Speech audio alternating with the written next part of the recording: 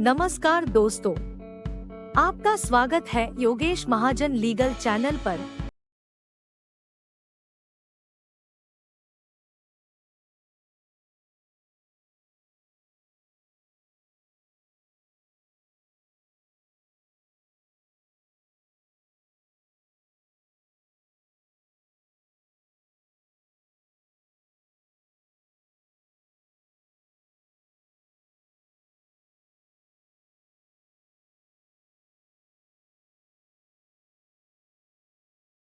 Icon दबाएं, video को like और शेयर करें।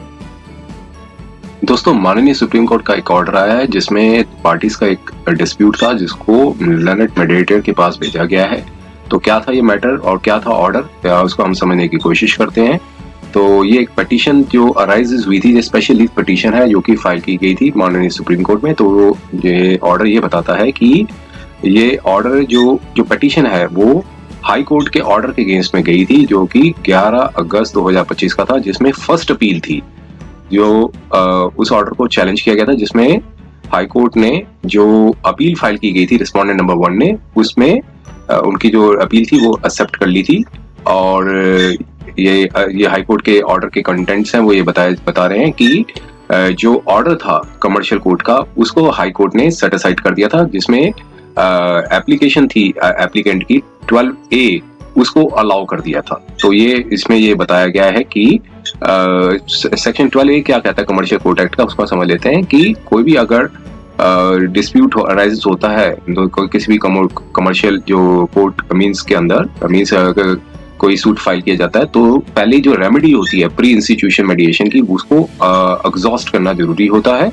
तभी उसके बाद जब तक उसमें ये साथ में ये भी बताया गया कि अगर सूट में कोई अर्जेंट इंटरिम रिलीफ नहीं है तो जब तक प्लेंटिफ अब एग्जॉस्ट नहीं कर लेता अपनी प्री इंस्टीट्यूशन मेडिएशन को इन सच मैनर पे जो प्रोसीजर जो बताया गया है, जो रूल्स बनाए गए हैं सेंट्रल गवर्नमेंट द्वारा, तो इसमें एक प्री इंस्टीट्यूशन मेडिएशन की अगर जब तक रेमेडीज एग्जॉस्ट नहीं कर ली थी और अगर साथ में ये भी बता दिया कि अगर रेमेडी कोई वो जो अर्जेंट इंटरिम रिलीफ की नहीं है तो ऐसे में वो उसको एग्जॉस्ट करनी होगी। तो इसमें सेक्शन 12A की थी जो अपीलेंट की जो एप्लीकेशन थी उसको अलाउ कर दिया था। उसमें साथ में ये भी कह दिया था कि चूंकि जो सूट था उसमें कहा कि एक अर्जेंट इंटरिम रिलीफ थी और लेकिन अब यहाँ पर कोर्ट ने ये भी कह दिया कि ये same is not barred under section 12A(1) of this act. तो फिर सूट को रिस्टोर कर दिया था रिकॉर्ड पे जो कमर्शियल कोर्ट का था और साथ में डायरेक्शन दी कि एडजुडिकेट किया जाए in accordance with the law. अब उसको चैलेंज किया गया यहाँ पे।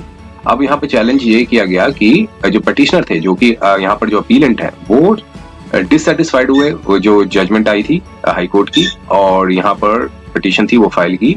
अब दो सीनियर काउंसिल्स थे और वो अपेयर हुए और दोनों पार्टीज को सुना और कोर्ट ने अब यहाँ यही कहा कि हमारा ये व्यू है कि लॉन्ग ड्राउन लिटिगेशन है दोनों पार्टीज के बीच में, तो जो कि काफी ज्यादा और ज्यादा उलझी जा रही है डे पर डे।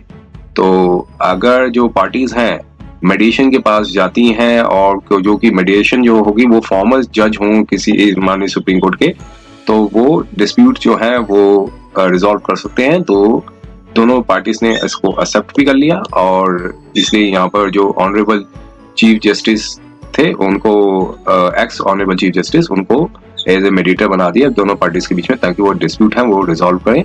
जो फीस और जो है लर्नेड मेडिएटर की वो उन्होंने कहा कि वो फिक्स की जाएगी in consultation of the parties और जो लर्नेड मेडिएटर होंगे वो अपनी जो रिपोर्ट है एट अर्लीस्ट देंगे और जो पार्टीज जो है वो अपेयर होंगी लर्नेड मेडिएटर के पास और प्रोसीड फर्दर करेंगी और फर्दर एप्रोप्रिएट डायरेक्शन जो है उसको मैटर को लिस्ट करने को कह दिया 8 वीक्स के बाद।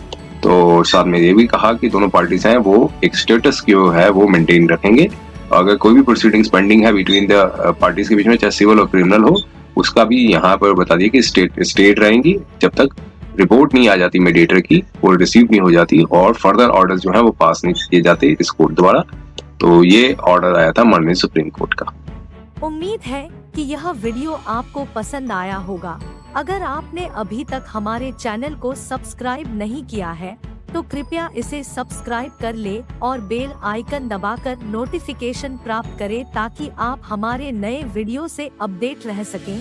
अगर आपको यह वीडियो पसंद आया हो तो कृपया लाइक करें और अपने दोस्तों के साथ शेयर करें। हमारे चैनल पर आपको न्यायिक मुद्दों, कानूनी सलाह और कानूनी अपडेट्स के बारे में नवाचारिक और महत्वपूर्ण जानकारी मिलेगी। हमारे साथ बने रहें, क्योंकि योगेश महाजन लीगल आपके कानूनी सवालों का सहायक है।